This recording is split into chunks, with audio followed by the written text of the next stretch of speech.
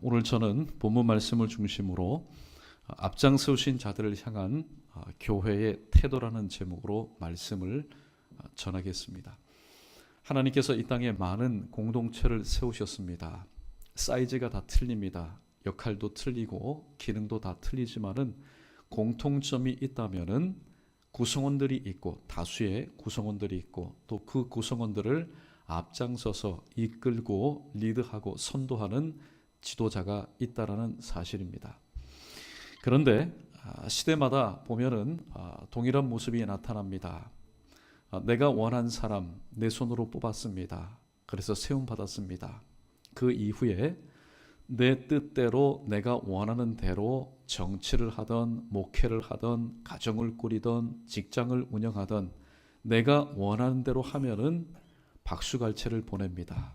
그리고 시켰습니까? 시키지 않아도 SNS에다가 야, 이 사람 참 잘 뽑았다, 이 사람이 앞으로 장기적으로 했으면 좋겠다, 다들 그렇게 칭찬을 하고 그렇게 홍보를 합니다. 그러나 내가 내 손으로 뽑고 또 공동체에 의해서 세워졌지만은 내가 원하는 대로 정치를 하지 않고, 내가 원하는 대로 목회를 하지 않고, 내가 원하는 대로 가정을 꾸려나가지 않고, 내가 원하는 대로 직장을 경영해 나가지 않을 때에 우리는 그를 향해서 손가락질을 합니다. 그리고 비난합니다. 비방합니다. 그리고 악플을 답니다. 그리고 가짜 뉴스를 만들어서 배포를 합니다. 이것은 오늘날 이 땅에서 살고 있는 타락한 본성을 가진 신불신간의 모든 사람들의 공통적인 바로 모습입니다. 왜 그런 일들이 일어날까요? 심지어는 교회 공동체 안에서도 왜 그런 일들이 일어날까요? 믿음의 가정에서도, 믿음의 공동체에서도 왜 일어날까요? 그것은 하나님의 뜻대로 보지 않고, 하나님의 뜻대로 바라보지 않고, 하나님의 뜻대로 접근하지 않고, 내가 기준이 되어서 내 뜻대로, 내 주관대로, 내 기준에 맞지 않으니까 오늘 또 해서는 안 될 비방과 비난과 또 답지 못한 그런 언행 심사를 통해서 또 하나님의 영광을 가리운 일들이 많은 것을 보게 됩니다. 부부지간도 마찬가지입니다. 형제지간도 마찬가지입니다. 그 좁은 공간에서 함께 일하는 사람도 마찬가지입니다.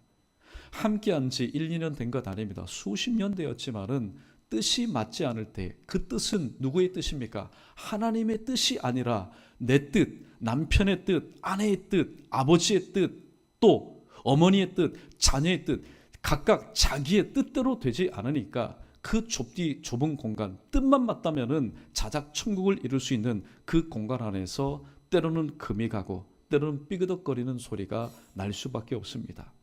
요 조그마한 입구조를 한번 보십시오. 평상시에는 잘 씹지 않는데 웬일로 혀를 씹을 때가 있습니다. 얼마나 아픕니까? 그 내 뜻대로 되지 않는 겁니다. 심지어는 같은 공간에서 또 같은 공동체에서 수십 년 동안 사는 사람도 내 뜻이 맞지 않을 때에 또 비방하고 비난하고 힐난할 수 있습니다. 손가락질할 수 있습니다. 하물며 나와 같은 환경에서 성장하지 않는 앞장 세우신 자들, 내 뜻대로 여러분 모든 일을 행하겠습니까? 그렇지 않습니다. 그렇다면은 세상 사람들은 그렇게 한다 할지라도 최소한 하나님을 믿는 그리스도인이라면은 그러한 삶을 살아서는 안 된다라고 오늘 성경은 우리에게 말씀하고 있습니다. 그런데 사람들도 다 각양각색의 모습으로 살아갑니다. 그러므로 각양각색의 모습으로 살아가는 그 사람들이 각자가 기준이 된다면 이 지구촌은 혼란스러워질 겁니다. 여기저기에서 질서 잡히는 것이 아니라 오히려 더욱더 엉망이 될 겁니다. 그러나 각양각색의 사람, 어디에서 살든 무엇을 하든 어떤 생각을 가지고 어떤 계획을 가지고 품고 살아가든 하나님의 말씀이 우리 모든 특별히 믿는 사람들에게 있어서 삶의 기준이 된다면은, 그래서 성경의 근거에서 우리가 살아간다면은 지금까지 일어났던 불거졌던 모든 일들이 주의 은혜 가운데서 정리되고 또 하나님께서 허락하신 새로운 삶을 살게 되는 것입니다. 오늘 본문은 1차적으로 그리스도인들이 그들이 속해 있는 나라 혹은 그들이 속해 있는 정부에 대해서 어떠한 태도를 취해야 하는지에 대해서 말씀하고 있습니다. 오늘 본문에 보면은 왕이 등장하는데 이 왕은 베드로 당시의 네로 황제를 의미합니다. 네로 황제 얼마나 폭군입니까? 그는 하나님 하자도 알지 못하는 사람이었습니다. 예수 그리스도를 믿는 사람 잡아서 샘플로 사람을 꽁꽁 묶습니다. 천으로 꽁꽁 묶고 또 사람을 기둥에 세워서 불을 지릅니다. 그래서 바로 밤을 밝히고 잔치석상을 밝혔던 아주 폭군이었습니다. 그럼에도 불구하고 오늘 본문에서 베드로는 그러한 세상의 왕이라 할지라도 그가 하나님이 세우신 자일진데 그에게 순종하고 복종하는 것이 옳다라고 가르치고 있습니다. 그러나 오해하지 마십시오. 오늘 네로 황제, 세상의 그런 정치인들에게 복종하는 것이 아니라 주를 위하여 하나님의 뜻을 위하여서 뜻 이름을 위해서 하나님이 세우신 그 권세에게 복종하라, 순종하라 말씀하고 있습니다. 자, 오늘 성경의 근거에서 앞장세우신 자들을 향한 성도의 태도, 성경적인 근거가 무엇인지에 대해서 세 가지의 말씀을 함께 나누어 보도록 하겠습니다. 먼저 앞장선 자를 비방하는 것은 곧 그를 앞장세우신 하나님을 비방하는 것이다 라는 말씀의 교훈을 우리에게 주고 있습니다. 13절에 보면은 인간의 모든 제도라고 얘기합니다. 이 제도는 헬라어로 크티시스라는 말인데 다시 말씀드리면은 하나님이 인간을 위해서 세우신 제도, 그 제도를 주를 위해서 왕이든지 아니면은 권성지각을 위해서 왕이 파송한 방백들에게 하라, 그렇게 말씀합니다.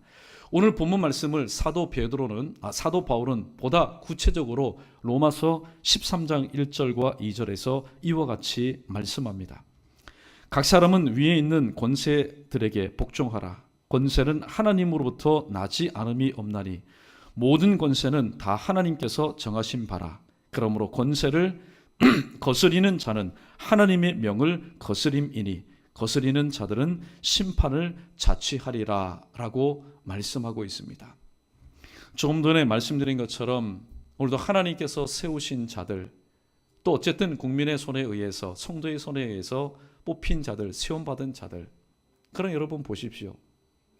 그들이 모든 일을 할 때에 국민 한 사람 한 사람의 그 마음에 꼭 맞는 그런 정치, 목회를 할 수가 없습니다. 가정도 마찬가지고 직장생활도 마찬가지입니다.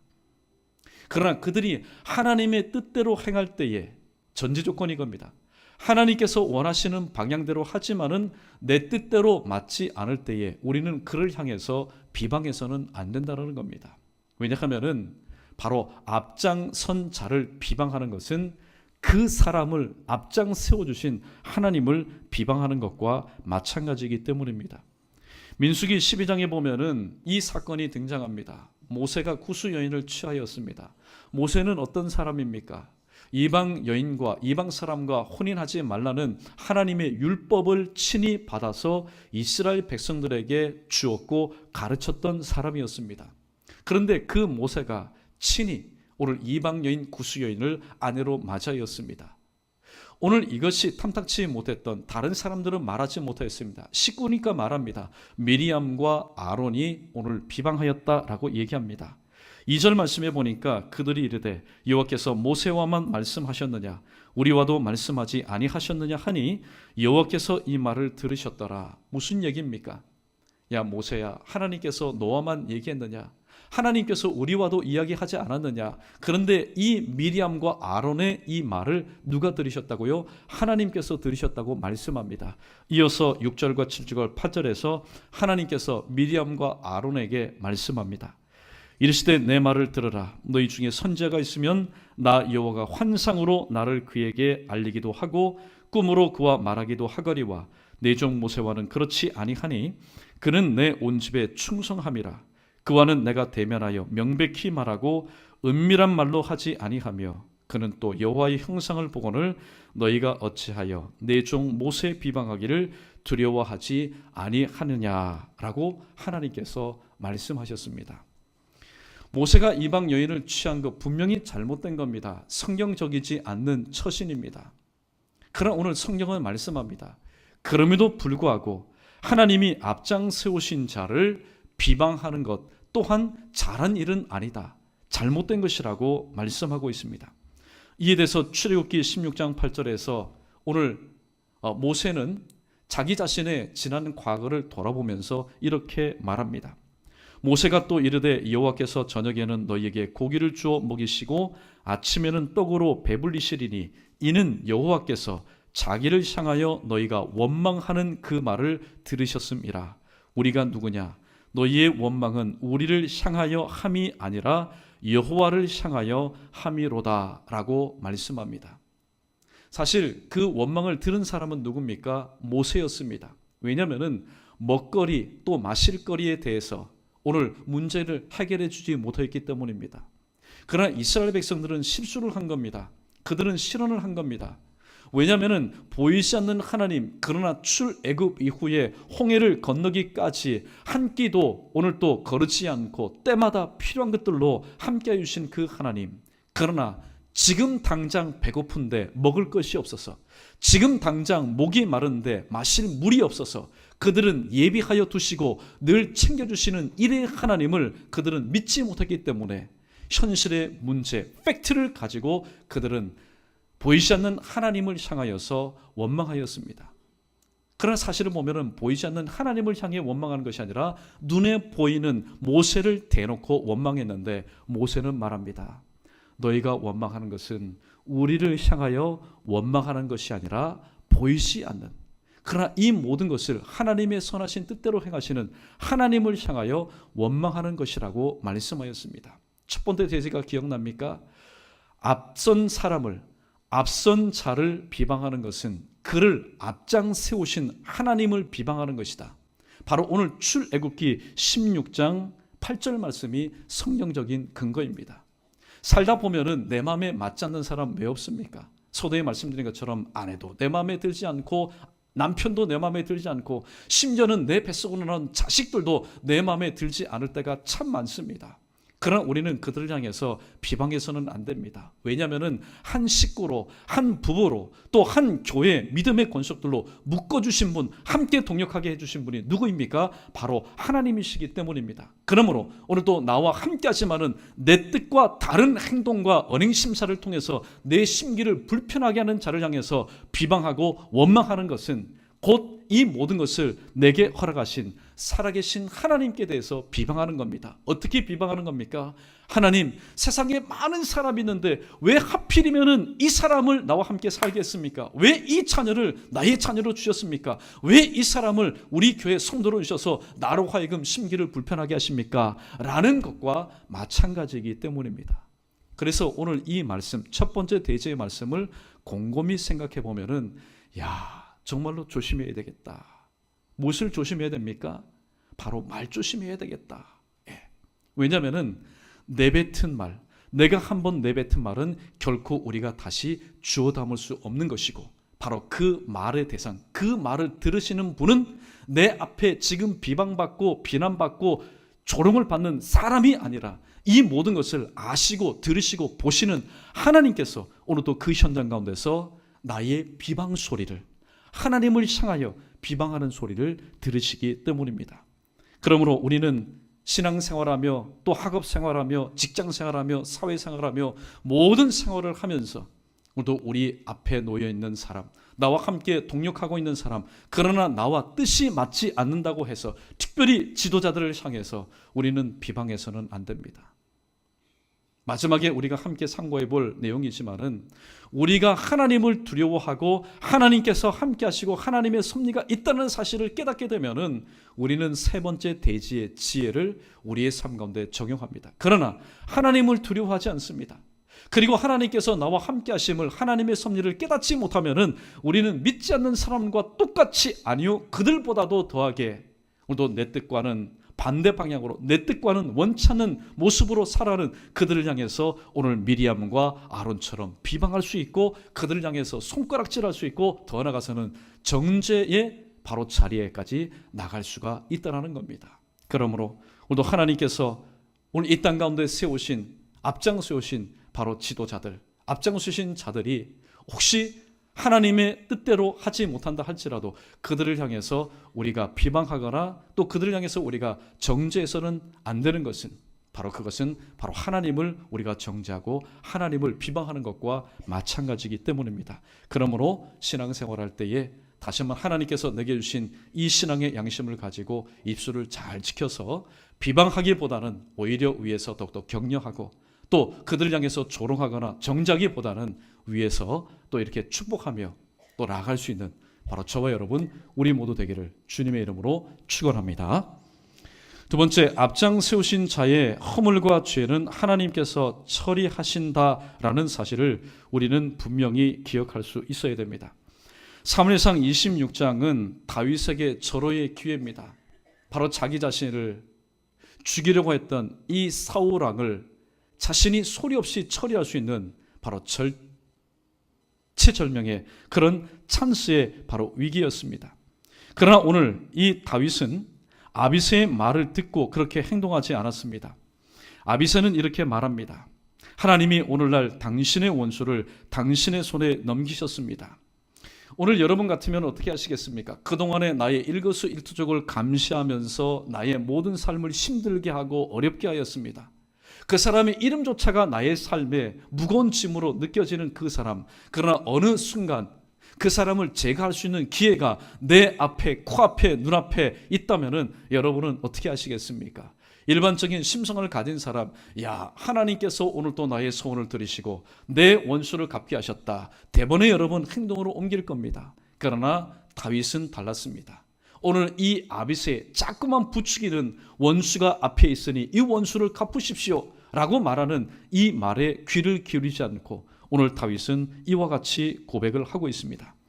사무엘상 26장 9절로 11절에 보면은 다윗이 아비새에게 이르되 죽이지 말라. 누구든지 손을 들어 여호와의 기름 부음 받은 자를 치면 죄가 없겠느냐 하고 다윗이 또 이르되 여호와께서 살아계심을 두고 맹세하노니 여호와께서 그를 치시리니 혹은 죽을 날이 이르거나 또는 전장에 나가서 망하리라. 내가 손을 들어 여호와의 기름 부음 받은 자를 치는 것을 여호와께서 금하시나니 너는 그의 머리 곁에 있는 창과 물병만 가지고 가자 하고 오늘 그렇게 권하였습니다. 오늘 다윗이 위대한 게 바로 이겁니다. 왜냐하면 원수는 내가 갚는 것이 아니라는 사실을 깨달았기 때문입니다. 오늘 조선 왕조를 한번 보십시오. 그리고 세계 역사를 한번 보십시오. 그 역사는 무엇입니까? 원수를 원수로 갚고 원수를 원수로 갚는 악순환의 여러분 연결고리가 계속해서 진행된 결과 아닙니까? 내가 나의 원수를 갚으면 그 원수 갚음으로 인해서 모든 것이 다시 새로워지는 것 절대로 아닙니다. 특별히 한국도 마찬가지고 조선 왕조도 마찬가지고 저 중국의 역사도 마찬가지입니다. 특별히 조선 왕조를 한번 보십시오. 마음에 들지 않고 원수가 되는 사람 3족을 멸합니다. 중국 같은 경우는 9족을 멸합니다. 아예 씨를 말려버립니다. 그러나 여러분 보십시오. 씨를 말린다고 해서 그 사람들이 다 죽는 것 아닙니다. 어떻게 해서든 간에 살아남은 사람이 또 왕조가 바뀌고 정권이 바뀌고 시대가 바뀌면은 또 갑의 위치에서 그동안에 우리를 학대하고 우리를 못 살게 한 그 집안과 그 가문과 그 왕조를 또 여러분 그대로 되갚음을 합니다. 그렇기 때문에 원수 갚는 것은 절대로 그것은 여러분 선한 일이 아니라는 겁니다. 이 사실을 깨달았기 때문에 오늘 다윗은 내 앞에서 분명히 내가 결심만 하면은 내 주변에서 내 명령만 기다리고 오늘 또 즉각적으로 이행할 여러 사람들이 준비되어 있지만은 이것은 하나님께서 원하시는 방법이 아니라는 사실을 깨달았습니다. 여러분, 하나님이 앞장서신 자의 잘못함을 오늘 두 번째 대지에서 보니까 그것은 하나님께서 해결해 주시고 하나님께서 처리해 주신다라고 말씀합니다. 그래서 사도 바울은 로마서 12장 19절에서 이와 같이 권면을 하였습니다. 우리 함께 읽어보겠습니다. 시작. 내 사랑하는 자들아, 너희가 친히 원수를 갚지 말고 하나님의 진노하심에 맡기라. 기록되었을 때 원수 갚는 것이 내게 있으니 내가 갚아주리라고 주께서 말씀하시니라. 아멘. 오늘 로마서는 로마 교회를 향하여 하나님의 감동을 받은 이 사울이 쓴 편지 내용입니다. 로마 교인입니다. 로마에 살고 있는 그리스도인입니다. 바로 네로 왕을 전후해서 얼마나 많은 그 당시의 황제에 의해서 그리스도인이라는 이유로 인해서 황제 외에 나사렛 예수를 향해서 큐리오스라고 호칭하는 그 이유로 인해서 또 내 살과 내 피를 먹으라는 한때 식인종으로 오해가 되어서 얼마나 많은 핍박을 당하였습니까? 짐승들에게 잡히기도 하였고 양가죽을 덮어쓰고 들로 산으로 유리방황하기도 하였습니다. 인간 취급받지 못했습니다. 그들은 예수 그리스도를 믿었던 사람이었습니다. 예수님에 대한 산소망이 있었던 사람이었습니다. 그러나 우리와 똑같은 성정을 가진 사람이었기 때문에 마음 한구석에는 원수가 품이 그들에게도 있었다라는 겁니다. 그것이 앙금처럼 있었다라는 겁니다. 단지 은혜라는 것에 감춰져 있었을 뿐. 얼마든지 그들에게도 기회가 있었을 겁니다. 그러나 오늘 사도 바울은 말합니다. 로마 교회 성도들아, 로마 교회 성도들아, 너에게도 원수들이 있는 걸 내가 안다. 그러나 원수가 없는 것은 사람에게 있는 것이 아니라 하나님께 있다. 주님께서 그렇게 말씀하지 않았느냐? 원수가 없는 것이 내게 있다. 내가 갚으리라. 그래서 초대교회 그리스도인들이 만나면은 살짝 요 표시를 하고 지운 그런 표시가 있습니다. 바로 물고기 표시지요. 여러분 아시지요? 바로 익투스라는 겁니다. 물고기 표시. 그런데 그 물고기 표시를 보면은 참 의미심장한 그런 뜻이 담겨져 있습니다. 아주 심플한 그런 내용인데 물고기 보면은 모양이 그렇습니다. 자, 어떻게 되냐면은 요 주둥이로부터 시작해서 올라갑니다. 지느러미로 올라가서 마지막 꼬랑지가 내려옵니다. 오늘 어떻게 해석했느냐? 로마 너희 황제, 로마에서 너희 우리를 핍박하는 너희들은 처음에는 승승장구하는 것 같다. 그러나 결국에는 너희는 멸망하게 될 것이다. 그러나 우리는 너희들이 보는 것 같이 핍박과 조롱과 여러 가지 어려움을 해서 우리는 멸망하고 없어지는 것 같지만은 우리는 결국에는 바로 하나님의 은혜 가운데 우리는 흥하게 될 것이다. 그래서 그리스도인들이 모이면은 대놓고 물어보지 못합니다. 왜냐하면 잠복하고 있는 사람들도 많았기 때문에. 그래서 있는 자리에서 슬쩍 물고기 표시를 합니다. 그래서 눈이 맞으면 너 그리스도인이구나. 나도 그리스도인이다. 그렇게 해서 335 모여서 그들은 은밀한 중에 신앙생활을 하였습니다. 여러분, 믿는 사람이라고 해서 왜 원수가 없겠습니까? 믿는 사람이라고 해서 왜 억울한 일이 없겠습니까? 왜 원수갚음에 대한 앙금이 없겠습니까? 그러나 바로 이들을 향하여서 원수 갚는 것은 그것은 하나님의 몫이기 때문에 하나님께 맡기라고 말씀합니다. 오늘 말씀으로 돌아와서 앞장 세우신 자들, 여러분 온전한 사람 아닙니다. 완벽한 사람이 누가 있겠습니까? 대통령으로부터 또 지교회 목사들, 그리고 각 가정의 아버지들도 마찬가지고 회사의 오너들도 마찬가지고 CEO도 마찬가지입니다. 또 군대의 지휘관들도 마찬가지입니다. 저와 여러분, 우리 모두는 인생이라는 것은 원래 질그릇과 같기 때문에 그러므로 사는 동안 하나님의 영광을 위해서 신앙생활하고 사회생활하지만은 때로는 깨어지고 금이 가고 일그러지는 그런 허물과 죄의 모습을 보일 수가 있습니다. 그러나 특별히 하나님께서 앞장 세우신 자들, 미리암과 아론의 그 흠이 뭡니까? 모세가 이방 여인과 결혼할 때에 이거는 가정의 문제다. 그러니까 누인 내가 말을 해야지. 내가 말을 해서 이 모든 것을 교통정리를 해야지. 여러분, 하나님께서 앞장 세우신 자의 허물과 죄는 하나님께서 처리하신다는 그 사실, 그 원리를 깨닫지 못하였습니다. 결국에 인위적인 방법으로 감당하다가 미리암은 바로 나병이 걸렸습니다. 여러분, 성경에 보면은 이런 예들이 참 많습니다. 우시아 왕을 한번 보십시오. 하나님께서 구약에 쓰였던 왕이었습니다. 그러나 제사장 외에는 집전할 수 없는 그 번제에 자기가 동참하다가 결국엔 나병이 걸려서 죽을 때까지 격리 수용된 채 살게 되었던 것입니다. 사랑하는 성도 여러분, 오늘도 하나님께서 앞장 세우신 자들이 때로는 실수하고 허물이 있을 때에 지적하는 것, 또 위해서 기도하는 마음으로 말하는 것 참으로 옳습니다. 사무엘하 11장에 보면은 다윗이 해서는 안 될 일을 하였습니다. 우리아의 바로 아내 밧세바를 건드렸습니다. 밧세바와 동침했습니다. 이때 하나님께서 나단 선지자를 보내었습니다. 오늘 한 가지의 알기, 듣기 쉬운 비유를 말합니다. 한 성읍에 부자가 있습니다. 한 성읍에 가난한 사람이 있습니다. 부자에게는 많은 가축이 있습니다. 가난한 사람에게는 자기가 딸처럼 여기는 작은 암양 새끼 한 마리가 있습니다. 그런데 어느 날 부자에게 손님이 찾아왔습니다. 그런데 그 부자는 자기의 가축 중에 하나를 잡아서 그 손을 대접한 것이 아니라 이 가난한 사람이 딸처럼 여기는, 애지중지하게 여기는 작은 암양 새끼 한 마리를 잡아서 자기 손님을 대접했습니다. 이 비유의 말이 떨어지자마자 다윗이 불과 같이 노합니다. 이 죽일 놈을 봤나?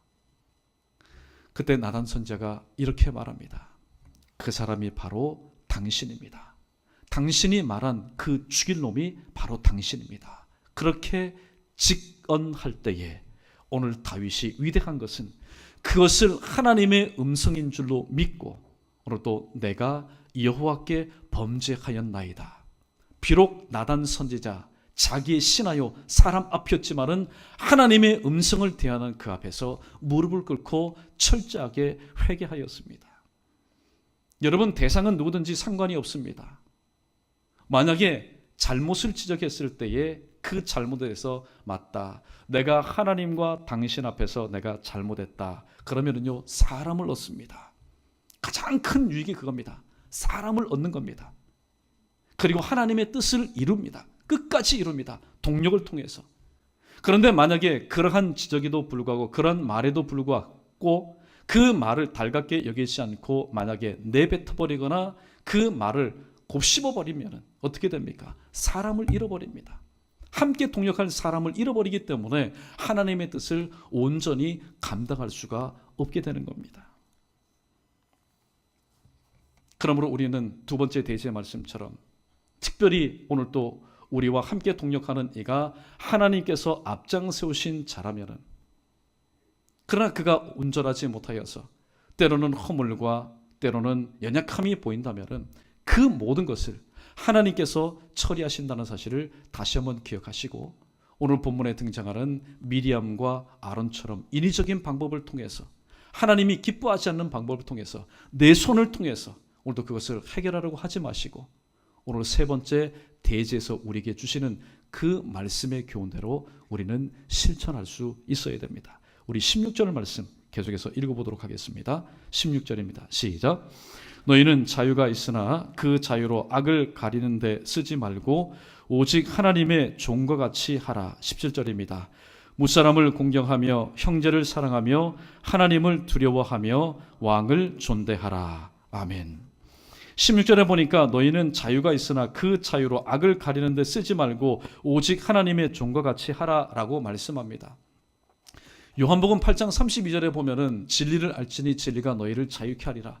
예수 그리스도를 만나고 그분의 말씀이 내 안에서 역사할 때 우리는 로마서 6장 22절의 말씀처럼 우리는 죄로부터 회방이 되었습니다. 죄로부터 회방이 되어 자유함을 살지만은 그 자유함, 죄로부터 해방된 그런 모습으로 살아가면은 우리는 그 자유를 방탕하는 삶으로 살아갈 수밖에 없습니다.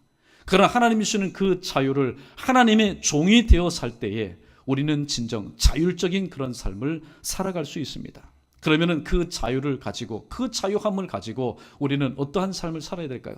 비방하며 또 내 마음에 있는 모든 것을 토로하며 또 이야기하며 그렇게 살아야 되겠습니까? 아닙니다. 오늘 세 번째 대지의 말씀이 바로 우리에게 큰 교훈을 주고 있습니다. 우리 크게 한번 따라해 보겠습니다. 앞장 세우신 자들을 위해 기도해야 합니다. 여러분은 오늘 앞장 세우신 자들을 향해서 어떻게 기도합니까? 저는 정권이 바뀌든 간에 항상 대통령을 위해서 이렇게 기도합니다. 작금에 보면은 하나님을 알지 못하는 대통령이 세워졌지요.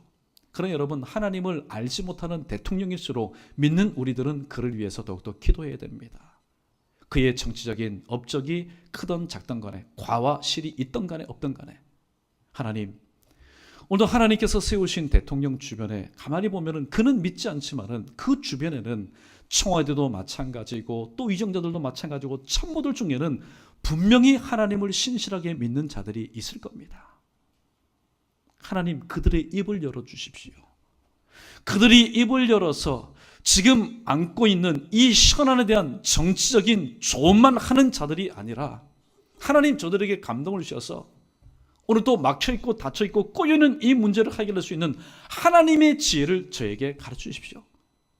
정말로 하나님의 권세가 임한다면은 대통령을 향해서도 이렇게 말할 수 있습니다. 대통령이여, 주 예수를 믿으십시오. 그러면은 당신이 지금 치리하고 있는 지금 이 나라와 민족이 하나님의 은혜 가운데 구원을 얻을 것입니다. 여러분, 우리가 위에서 하나님께 기도해야 될 이유가 바로 여기에 있습니다. 하나님이 막아놓으신 것, 어떻게 여러분 사람이 그것을 뚫을 수 있겠습니까? 하나님께서 닫아놓으신 것을 사람이 어떻게 그것을 열 수가 있겠습니까? 하나님께서 꼬아놓으신 것을 사람이 어떻게 그것을 술술 풀 수가 있겠습니까? 그러므로 우리는 앞장 세우신 자, 특별히 오늘도 이 대한민국 같으면은 대통령을 위해서 이렇게 기도해야 됩니다. 하나님, 오늘도 저는 하나님을 알지 못합니다. 그러나 주변에 참모들과 위정자들이 있는데 그들 중에 하나님을 믿는 신실한 믿음의 사람들이 있는 줄 압니다. 하나님, 그들의 마음을 감동감화 시켜주셔서 대통령을 만날 때마다, 조언할 때마다 정치적인 조언만 하는 자들이 아니라 신앙의 조언, 믿음의 조언을 하여서 그 마음이 움직이게 하시고, 특별히 임기 동안에 하나님을 만나서 정말로 하나님께서 세우신, 하나님께서 뜻하신 바대로 이 대한민국 힘들고 어려운 가운데 있지만은 하나님을 신실하게 믿는 대통령으로 인해서, 또 주변의 믿음의 동력자들을 통해서, 참모진들을 통해서 하나님께서 이 나라를 다시 한번 회복시켜 주십시오. 여러분, 대한민국을 위해서 구국운동 가운데 앞장서며 또 기도해야 될 내용이 무엇이겠습니까? 바로 이 내용보다도 더욱더 귀한 기도의 내용이 어디 있겠습니까? 또 특별히 이것은 믿지 않는 일반계 아닙니까? 저와 여러분은 신앙생활을 합니다. 신앙생활할 때 오늘도 하나님께서 세우신 각 교회는 목사가 있습니다. 담임 목사가 있습니다. 여러분, 교회를 위해서 기도하실 때도 담임 목사를 위해서, 앞장 세우신 담임 목사를 위해서, 저뿐만 아니라 오늘도 지교회도 마찬가지입니다. 담임 목사를 위해서 가장 먼저 여러분 기도해야 됩니다. 이런 생각을 해보았습니다. 오늘도 우리는 평안하게 오늘 우리는 예배합니다. 근데 우리가 평안하게 예배할 수 있는 그 은혜가 뭡니까? 하나님께서 이 땅 가운데 평안을 허락하여 주셨기 때문입니다. 그리고 앞장 세우신 대통령을 붙들어 주시기 때문입니다. 마찬가지가 아니죠. 오늘도 세상보다도 더한 것입니다. 오늘도 우리가 이렇게 신앙생활, 어떻게 보면은 각자 이 시간 여러분이 가지고 나온 여러 가지 수고하고 무겁고 아직까지 풀지 못하고 아직까지 뚫지 못하고 아직까지 열리지 못한 많은 문제들, 기도 제목 가지고 왔지만은 오늘도 고요한 주에 하나님 앞에 예배할 수 있는 것, 무엇 때문입니까? 하나님께서 여전히 우리 연예교회를 붙들어 주시고 평안을 허락해 주시고 또 앞장서신 담임 목사를 이 자리에 세워주셨기 때문 아니겠습니까? 가정도 마찬가지입니다. 일터도 마찬가지입니다. 우리가 선교할 수 있고 예배할 수 있고 교육할 수 있고 또 구제 또 여러 가지 일을 할 수 있는 것 무엇 때문입니까? 앞장 세우신 자가 오늘 또 앞에 서 있기 때문입니다. 대한민국도 마찬가지입니다. 가정도 마찬가지고 직장도 마찬가지입니다. 그러므로 여러분, 오늘도 앞장 세우신 자, 나와 뜻이 맞지 않는다고 해서 미리암과 또 아론처럼 또 성경에 기록된 많은 사람들처럼 내 뜻과는 맞지 않는 그런 방향대로 한다고 해서 우리가 그를 향해서 비방해서는 안 됩니다. 오히려 그를 위해서 하나님 앞에 기도할 수 있어야 됩니다. 이런 저와 여러분, 우리 모두 되기를 주님의 이름으로 축원합니다. 말씀을 정리합니다. 앞장선 자를 비방하는 것, 그것은 곧 그를 앞장 세우신 하나님을 비방하는 것과 마찬가지입니다. 그러므로 오늘 이 말씀을 전하고 듣기 전에는 우리 모두 또 연약하였기 때문에 이 입술을 가지고 얼마만큼 여러분 비방하고 조롱하고 또 정죄하면서 죄를 범하였습니까? 그러나 오늘 이 시간 이후로부터 하나님, 저의 입술로 범한, 저의 마음으로 범한 이 죄를 주님께서 용서하시고 오늘 말씀을 주셨으니 이 말씀을 전하고 들은 이 시간부터 하나님 말조심하게 해주십시오. 그리고 하나님께서 이 지구촌 가운데 세워주시고 보내신 사람들, 내가 볼 때에는 또 한 가정과 한 개인과 공동체에서 볼 때는 저 나라가 원수 같은 사람들입니다. 원수 같은 나라입니다. 그러나 로마서에 기록된 말씀처럼 모든 것이 합력하여 선을 이룬다는 이 말씀의 대전제 아래 이 땅 가운데 불필요한 사람은 한 사람도 없습니다. 내가 볼 때는 불필요합니다. 내가 볼 때는 없어져야 될 사람입니다. 내가 볼 때는 태어나지 말아야 될 사람입니다. 그러나 하나님이 보실 때는 이 땅 가운데 모든 사람들이 필요하시기 때문에 그때그때마다 나의 삶, 나를 연단시키시고 나를 깎으시기, 나를 또한 다듬어 주시기 위해서 그러한 사람들을 나와 함께 만나게 하셔서 때로는 동역하게 하신다는 사실을 다시 한번 기억할 때에 맞다. 지금까지 내 뜻대로 생각하고 내가 기준이 되어서 보니까 오늘도 세상에는 쓸모없는 사람들이 왜 이렇게 많은가, 그렇게 생각이 들었는데 하나님의 뜻을 기준 삼고 오늘 이 말씀을 붙잡고 생각해 보니까 세상에는 쓸모없는 사람이 한 명도 없더라. 여러분, 바로 그게 은혜입니다. 그러한 마음의 생각을 가지고 있을 때에 비로소 온전한 합력과 또 온전한 동력이 시작된다는 사실을 다시 한번 기억하시고, 특별히 오늘도 하나님께서 앞장 세우신 자들, 오늘도 이 나라의 대통령, 특별히 세우신 이 연희교회 저를 위해서, 또 여러분의 각 가정에 오늘도 세우신 아버지를 향해서, 남편을 향해서, 또 여러분이 직장에 나가서 일하십니까? 그 직장의 오너들을 위해서, CEO를 위해서, 혹시 여러분 군복무하고 있는 자녀들이 있습니까? 그러면 그 부대의 지휘관들을 위해서, 하나님 세우신 공동체 앞장 세우신 자들을 위해서 우리가 할 수 있는 것은 하나님 앞에 맡겨드리는 것, 기도하는 것밖에 없습니다. 왜냐하면 하나님은 내가 알지 못하는 것을 이미 아시고, 내가 알지 못하는 방법을 하나님의 독특하신 방법으로 이미 예정해 두시고, 기도로서 모든 것을 맡긴 우리로 하여금 하나님의 귀한 역사를 체험하도록 하시기 때문입니다. 그러므로 오늘도 앞장 세우신 자들을 향한 성경적인 이 태도 세 가지 다시 한번 꼭 명심하셔서 하나님께서 보내신 삶의 현장에서 어떠한 소리 소문, 어떠한 일들이 있든 간에 우리도 중심 잃지 않고 균형 있는 이러한 신앙의 태도를 통해서 하나님께 영광 돌리고, 오히려 믿지 않는 사람들의 그 입술이 부끄러워질 정도로 또 선한 행동을 통해서 하나님의 영광을 크게 드러낼 수 있는 저와 여러분 우리 모두 되기를 주님의 이름으로 축원합니다.